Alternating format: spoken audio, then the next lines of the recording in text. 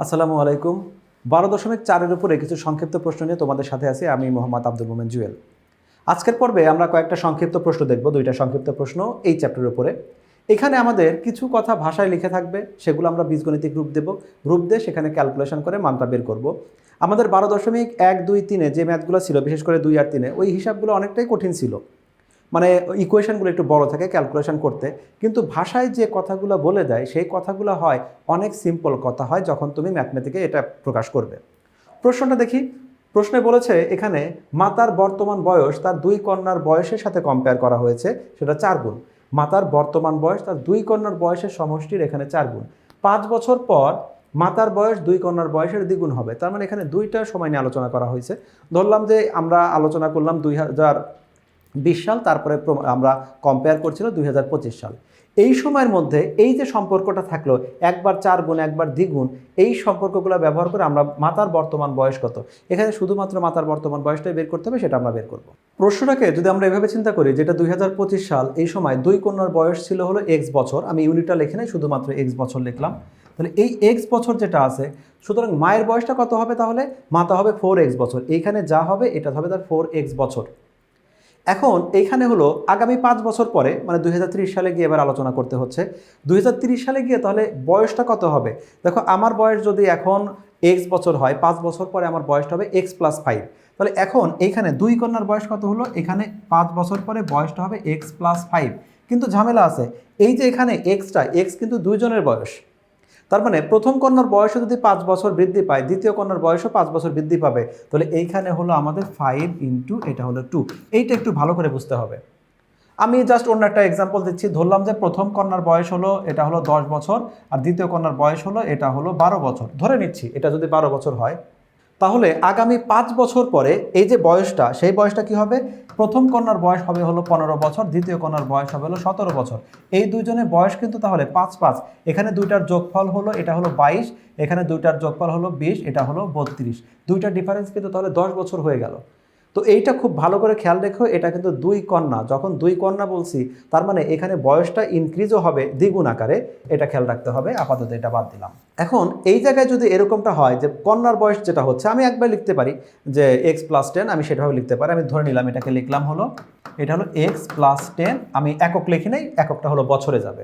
তাহলে মাতার বয়সটা কি হবে? এখানে মাতার বয়সটা কত হবে? মাতা তো 4x, মাতার বয়সটা কিন্তু শুধুমাত্র 5 জন, যেহেতু সে একজন, তাহলে শুধুমাত্র 5 বছর এখানে বৃদ্ধি পাচ্ছে। এইভাবে খেয়াল রেখো, তাহলে কন্যার বয়স পাবে 10 বছর বৃদ্ধি পাবে, আর মাতার বয়স বৃদ্ধি পাবে হলো 5 বছর। 5 বছর পরে কন্যা যেহেতু 2 জন ছিল।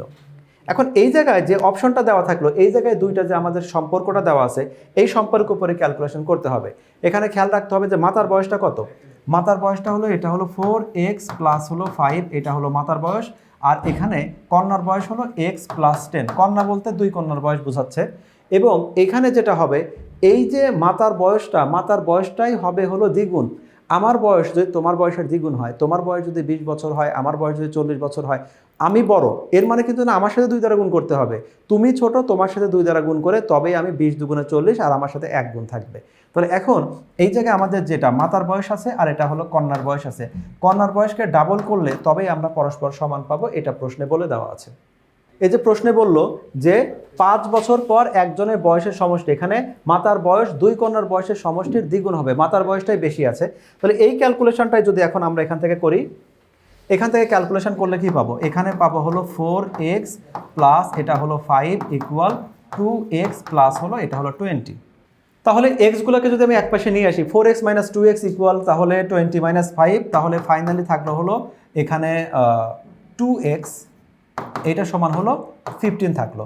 x এর ভ্যালুটা তাহলে কত থাকবে? x এর ভ্যালুটা হবে হলো তাহলে 15 ডিভাইডেড বাই 2, এটা x এর ভ্যালুটা বের হয়েছে আমাদের প্রশ্নে। এবার আমরা সরাসরি বইয়ের অ্যান্সারে চলে যাই, একই ক্যালকুলেশন ওখানে করা আছে।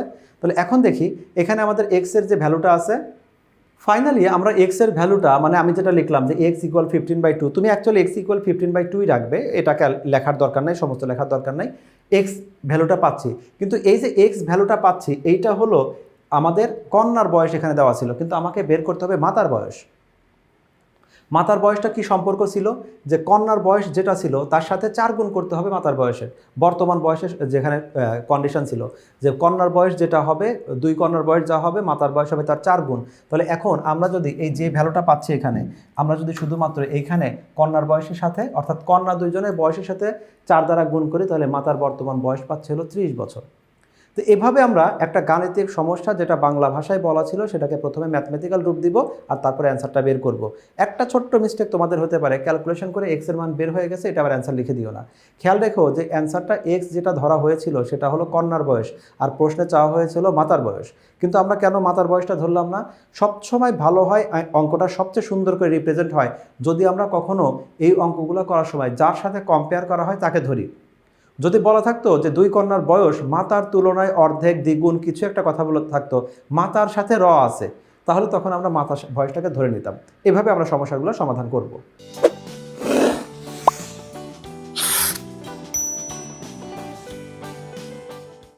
এবার 7 নম্বর প্রশ্নটা আমরা খেয়াল করি। একটি নৌকা দাঁড় বেয়ে স্রোতের অনুকূলে ঘন্টায় 15 কিলোমিটার যায়। দাঁড় বেয়ে স্রোতের অনুকূলে, অনুকূলে বলতে বোঝাচ্ছে স্রোতটাও যেদিকে যাচ্ছে আমিও সেদিকেই যাচ্ছি। তারপরে হলো স্রোতের প্রতিকূলে এখানে ঘন্টায় 5 কিলোমিটার যায়। আমরা যারা গ্রামের সাথে অভ্যস্ত বা বিভিন্ন সময়ে যাতায়াতগুলো করে থাকি যে কোনোভাবেই হোক, আমরা স্রোতটা খুব ভালোভাবে বুঝি যে স্রোত যেদিকে যাচ্ছে নৌকাটা সেদিকে মুভ করাটা অনেক ইজি হয় এবং গতি বেশি পায়। আমি যদি দুই একক শক্তি দেই আর নদীর একক অর্থাৎ পানির যদি গতিটা সেটা 4 একক থাকে, 2 একক দিয়েও আমি 4 গুণ বেশি দূরত্ব সেখানে অতিক্রম করতে পারবো। এইভাবে আমরা সামনের দিকে আগাই।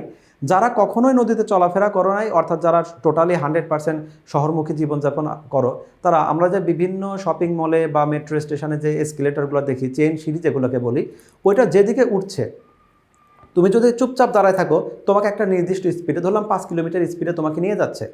তুমি যদি ওর সাথে, আমি জাস্ট ধরে নিলাম যে এখানে লিখি যে 5 কিলোমিটার, এটা হলো 5 কিলোমিটার স্পিডে ওই এসকেলেটরটা বা চেইন সিঁড়ি যেটাকে বলি সেটা সামনের দিকে যাচ্ছে, নিচ থেকে উপরের দিকে উঠছে। তুমি এর সাথে যদি ওর উপরে হাঁটা শুরু করো 3 কিলোমিটার স্পিডে, ফাইনালি দেখা যাবে তুমি হলো যে 8 স্পিড তুমি পাচ্ছ। একটা লোক যদি চুপচাপ দাঁড়ায় থাকে তার তুলনায় তুমি 8 পাচ্ছ, অর্থাৎ তুমি যদি চুপচাপ দাঁড়ায় থাকো তারপরে তুমি 5 পাচ্ছ, আর তুমি তার উপর যদি 3 হাঁটো তাহলে আগের 5 আর তুমি হাঁটছো 3 স্পিডে, টোটাল 8 স্পিড পাচ্ছ। এবার যে কাজটা অনেক সময় আমরা ছোটোবেলায় যে কাজগুলো করতাম, যে এগুলা ছোটরাই করে, বড়রা আশা করে কখনো করবে না, যে এসকেলেটর যেটা আছে সেটা হলো 5 কিলোমিটার একটা 5 স্পিডে নিচ থেকে উপরে উঠছে। আর ছোটো বাচ্চা অনেক সময় করে কি, ইচ্ছা করেই ওই উপর থেকে সে নিচে নামার ট্রাই করে, তাহলে সে দৌড়াচ্ছে মনে করো 7 কিলোমিটার স্পিডে সে দৌড়াচ্ছে, উল্টা দিকে সিঁড়ি উঠতেছে উপরের দিকে আরও নিচের দিকে নামছে। এখন তাহলে দেখা যাবে ও আসলে 2 স্পিডে নিচে নামছে। এইটাই হলো আমাদের অনুকূল প্রতিকূল। অনুকূল মানে আমাদের স্রোত যেদিকে যাচ্ছে, সিঁড়িটা যেদিকে যাচ্ছে আমিও সেই দিকে যাচ্ছি, তাহলে সিঁড়ির সাথে বা নদীর স্রোতের সাথে আমারটা যোগ হবে।